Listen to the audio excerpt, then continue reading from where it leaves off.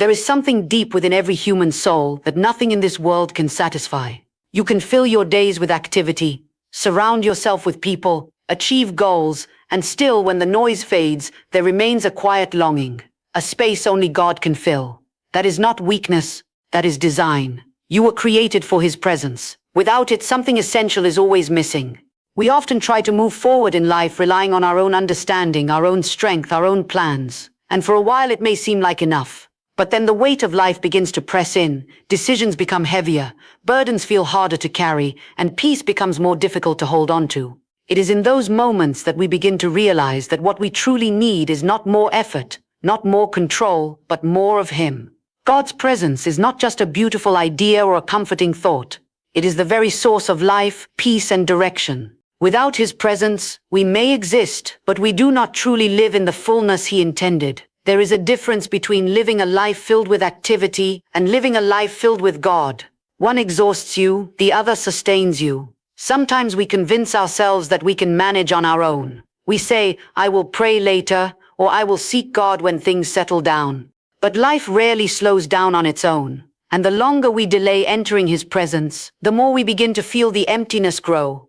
Not because God has moved away, but because we have not drawn near. There is a gentle truth we must face. We cannot walk this life successfully without Him. We need His wisdom when we are confused. We need His strength when we are weak. We need His peace when fear tries to take hold. And most of all, we need His presence simply because our souls were made for Him. You see, God's presence is not something distant or reserved for special moments. It is available right now, today, in the middle of your ordinary life, in your quiet moments, in your struggles, even in your uncertainty. He is near, but recognizing that need is the first step. Until we admit that we cannot do this on our own, we will keep trying to fill that space with things that were never meant to satisfy. And oh, how the world offers substitutes. Temporary distractions, fleeting pleasures, endless noise, but none of it can replace the peace that comes from being close to God. None of it can quiet the storm within the soul the way His presence can. What we are truly searching for has never been found in the world around us. It has always been found in Him. There is a beautiful humility in saying, God, I need you. Not just in moments of crisis, but in the everyday rhythm of life. In the morning when you wake up, in the decisions you face, in the conversations you have, that awareness changes everything. It shifts your focus from striving to depending, from anxiety to trust. And when you begin to recognize your need for His presence, something begins to change within you. Your heart becomes more open. Your spirit becomes more sensitive. You begin to notice His nearness in ways you didn't before. What once felt distant becomes deeply personal. God is not looking for perfection before He meets with you. He is looking for hunger. He is looking for a heart that says, I cannot do this without you. That kind of honesty draws Him close. That kind of surrender opens the door. So today, before anything else, before any request or any plan, simply come with that awareness. Come with that need. Come with that quiet confession in your heart that says, Lord, without you I am empty. Because everything begins right there. And when that awareness settles into your heart, that deep, honest realization that you cannot do this without Him, something sacred begins to unfold. It leads you to a moment of decision. Because recognizing your need is only the beginning. The next step is invitation. The Holy Spirit will not force His way into your life. He waits, gently, patiently, for you to open the door. There is a difference between knowing about the Holy Spirit and truly inviting Him to lead you. Many speak of Him, many acknowledge Him, but few truly surrender to Him. And yet, He is not meant to be a distant presence in your life. He is meant to be your guide, your comforter, your constant companion. He is the one who leads you into the very presence of God. Invitation is not about eloquent words or perfect prayers. It is about the posture of your heart. It is as simple and as profound as saying, Holy Spirit, I welcome you. Take control. Not just over the parts of your life that feel safe or manageable, but over everything, your thoughts, your emotions, your decisions, your plans. True invitation leaves no room for partial surrender. And this is where many hesitate, because surrender means releasing control. It means trusting when you cannot see. It means allowing the Holy Spirit to lead you in ways that may not always make sense to your natural mind. But understand this, He leads with perfect wisdom. He sees what you cannot see. He knows what you do not know. And He always leads you closer to God, never away. Sometimes we try to hold on to certain areas of our lives while asking Him to lead in others. We say, "Guide me here, but I will handle this part myself." But the Holy Spirit does not work that way. He desires full access, not because he wants to take something from you, but because he wants to give you something greater. He knows that true peace is found only when you are fully yielded to him. There is a quiet beauty in letting go, in releasing the need to control every outcome, every detail, every step. When you invite the Holy Spirit to lead, you are saying, "I trust you more than I trust myself." And that kind of trust opens the door to a deeper experience of God's presence than you have ever known. You may not always feel something dramatic in that moment of invitation. There may not be a sudden rush of emotion or a visible sign. But do not mistake silence for absence. The Holy Spirit responds to a sincere heart. The moment you invite him, he begins to work gently, faithfully, drawing you closer, aligning your heart with God's will. He begins to guide your thoughts, to whisper truth when confusion tries to rise. He begins to bring a quiet peace even in the middle of uncertainty. He begins to lead you away from what distracts you and toward what draws you into God's presence. And often, his leading is subtle. It is found in the stillness, not the noise. That is why invitation must become a daily practice, not a one-time moment. Each day brings new challenges, new decisions, new opportunities to either rely on yourself or to lean into his guidance. And each day, you have the choice to say again, "Holy Spirit, lead me today." There is no limit to what God can do through a life that is fully yielded to his Spirit. When you stop striving and start surrendering, when you stop controlling and start trusting, you begin to experience a freedom that cannot be found any other way. It is not a loss of control, it is the discovery of divine direction. So do not hold back, do not wait for the perfect moment or the perfect words. Right where you are, in the simplicity of your heart, extend the invitation, let it be real, let it be honest, let it be complete. Holy Spirit, take the lead. And as you begin to invite the Holy Spirit to take his rightful place in your life, something else becomes very clear. There are things that cannot remain if you truly desire to walk in God's presence. The Holy Spirit is gentle, but he is also holy. And where he is welcomed, he begins to reveal what must be released. This is not something to fear, it is something to understand. Because often the very things that keep us from experiencing God fully are the things we have grown comfortable holding on to. Distractions that seem harmless, thoughts that we justify, habits that quietly pull us away. And sometimes deeper things, unforgiveness, hidden sin, fear, doubt, things we would rather not confront. But the presence of God is not found in a divided heart. It is found in a surrendered one. The Holy Spirit does not come to condemn you, he comes to draw you closer. And part of that drawing is a gentle uncovering. He begins to shine light into areas we may have ignored. Not to shame you, but to free you. Because anything that stands between you and God's presence is not worth keeping. You may notice it in subtle ways at first. A quiet conviction when certain thoughts arise. A sense of unease about something that once felt normal. A gentle nudge to step away from what no longer aligns with the life God is calling you into. This is the work of the Holy Spirit, guiding you out of what binds you and into what restores you. And yet there is a choice in this process. You can listen, or you can resist. Letting go is not always easy. Some things feel familiar, even comfortable, even when they are not good for you. But understand this, what feels comfortable is not always what is right. And what the Holy Spirit asks you to release is always for your good. He sees beyond the moment.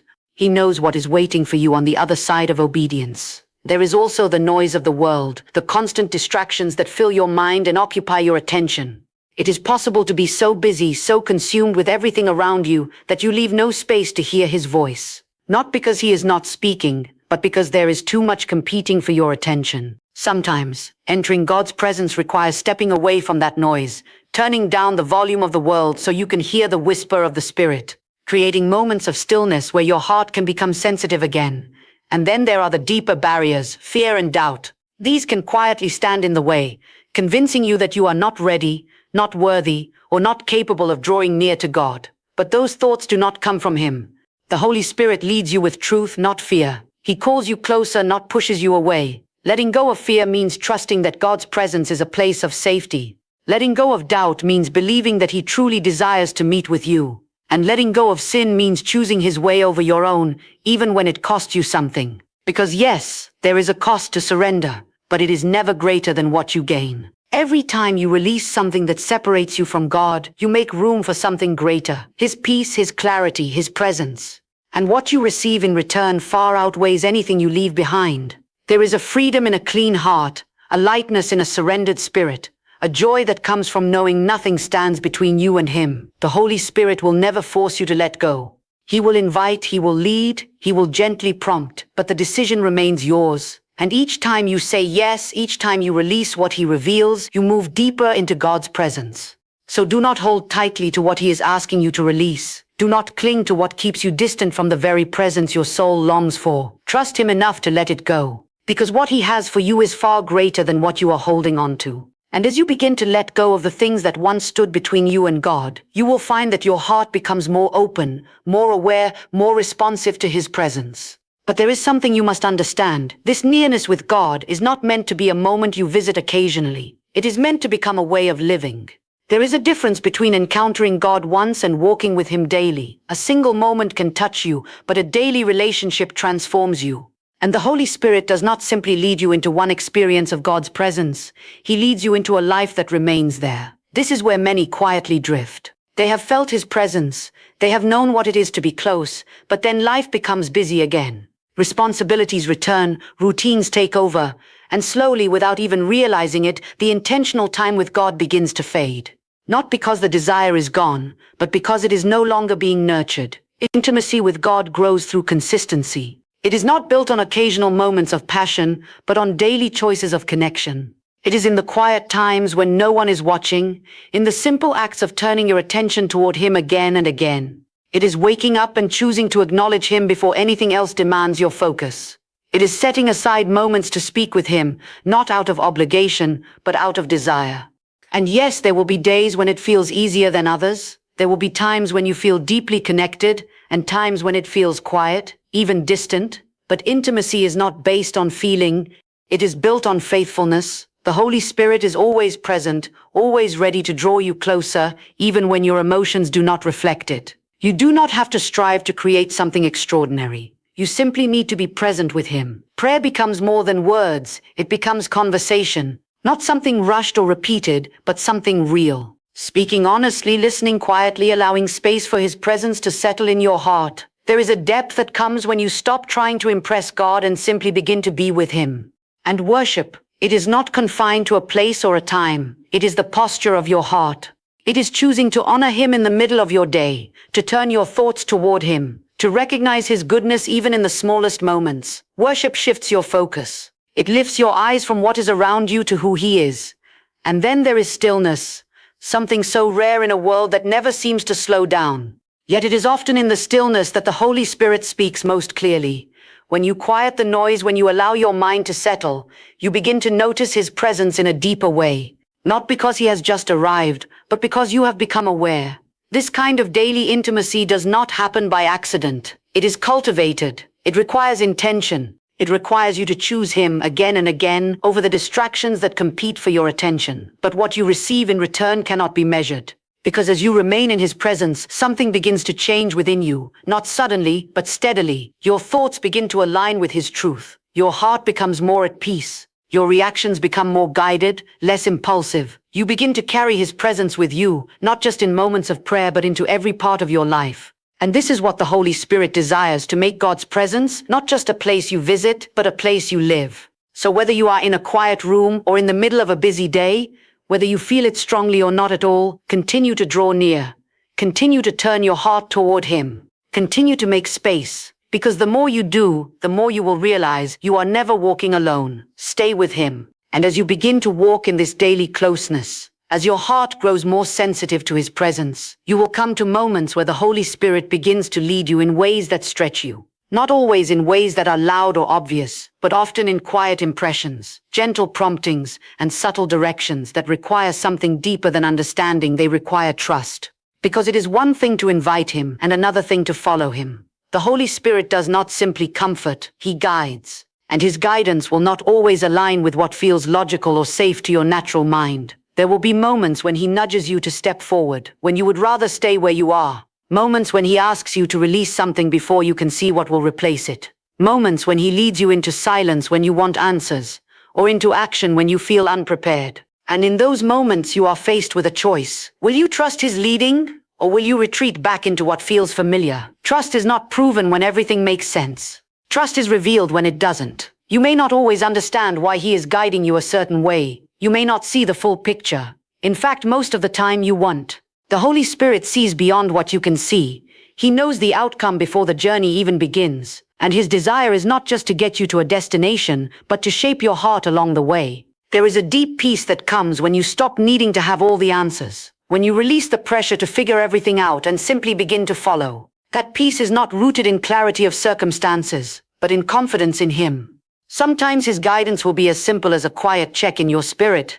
Something doesn't feel right, even if you can't explain why. Other times it will be a strong sense to move in a direction that requires courage. And there may be times when his leading feels like waiting, when everything in you wants to move ahead, but he gently holds you back. And waiting can be one of the hardest forms of trust. Because in waiting, you are not in control. You cannot rush the process or force the outcome. You are asked to remain still, to believe that even in the silence, he is working. That even when you cannot see movement, he is aligning things in ways you do not yet understand. The Holy Spirit never leads you into confusion, even if the path feels unclear. His leading carries a quiet assurance, a steady peace that anchors you even when the road ahead is uncertain. That peace becomes your guide. Not the absence of questions, but the presence of his calm within you. And yes, there will be times when you question yourself. You may wonder, is this really his voice? That is part of the journey. Learning to recognize his leading takes time, but as you continue to walk with him, as you remain close, your sensitivity will grow. What once felt uncertain will become more familiar. His voice will become clearer, not because it has changed, but because you have. Trust grows through obedience. Each time you respond to his leading, even in small things, your confidence in him deepens. Each step you take in faith strengthens your awareness of his presence. And over time you begin to see how faithfully he has guided you, how even the moments you did not understand were leading you exactly where you needed to be. You begin to realize that his ways are higher, his timing is perfect, and his plans are always good. Not always easy, not always comfortable, but always good. So when he leads, do not hesitate. Do not allow fear to pull you back, or doubt to silence your response. Lean into that gentle prompting. Follow that quiet direction. Trust that he is guiding you with purpose and with care. Even when you cannot see the next step clearly, take the step he has placed before you. Because he is faithful to lead and you are safe to follow. And when you begin to follow the Holy Spirit in this way, when you recognize your need, when you invite him fully, when you release what holds you back, when you remain close to God daily, and when you trust his leading even without understanding, you will begin to notice something profound taking place within you. It may not always be loud or dramatic. In fact, much of it happens quietly, deeply, in places no one else can see. But it is real and it is lasting. Because no one enters God's presence and remains the same. Transformation is the natural result of being with him. Not something you force, not something you manufacture, but something that happens as you stay near. Just as time in the light changes what it touches, time in God's presence begins to reshape your heart, your thoughts, your desires. You may look at your life and remember how certain fears once held you tightly. The constant worry, the restless thoughts, the feeling of being overwhelmed. And then slowly, almost without noticing when it began, you realize those fears no longer have the same power. Not because your circumstances have suddenly become perfect, but because his presence has become greater within you. What once shook you begins to lose its hold. There is a strength that rises in you that you cannot explain, a steadiness in the middle of situations that once would have unsettled you. This is not something you have created on your own. It is the evidence of his presence at work within you. And it is not only your fears that change, your desires begin to shift as well. Things that once seemed so important begin to lose their urgency. The need to control, the need to prove, the need to hold on to things that were never meant to define you, they begin to fade. And in their place comes a deeper longing, not for what the world offers, but for more of him. You begin to hunger for his presence in a way that cannot be satisfied by anything else. And as that hunger grows, so does your awareness of him. You start to notice his guidance more clearly. You recognize his peace more quickly. You become more sensitive to what draws you closer to him and what pulls you away. It is as though your entire inner life is being realigned. Even your responses begin to change. Where there was once impatience, there is now a quiet restraint. Where there was once frustration, there is a growing sense of grace. Where there was once confusion, there is clarity. Not because every question has been answered, but because you trust the one who holds the answers. This is what happens when you live in God's presence. You are not just visiting a moment, you are being transformed from within. And sometimes the change is so gradual that you do not fully see it until you look back. Until you realize that you are no longer who you used to be. That something in you has become lighter, freer, more at peace. That what once defined you no longer does. But understand this, transformation does not mean perfection. There will still be moments of weakness, moments where you feel the pull of old habits, moments where you may stumble. But even in those moments, something is different. You do not remain there. The Holy Spirit gently draws you back, reminding you of who you are becoming. Because transformation is not about never failing, it is about never staying the same. The more you remain in His presence, the more your life begins to reflect Him. Not in a forced or artificial way, but naturally, quietly. Others may begin to notice it before you do. A peace about you, a depth in you, a sense that you are anchored in something beyond this world. And that is exactly what is happening. You are being shaped by the presence of God. So do not underestimate what is taking place, even if it feels small. Do not measure it by what you can immediately see. Stay near, stay yielded, stay aware of His presence in your life. Because every moment you spend with Him is changing you in ways you cannot yet fully understand. And one day you will look back and realize you are not who you once were because you have been with Him.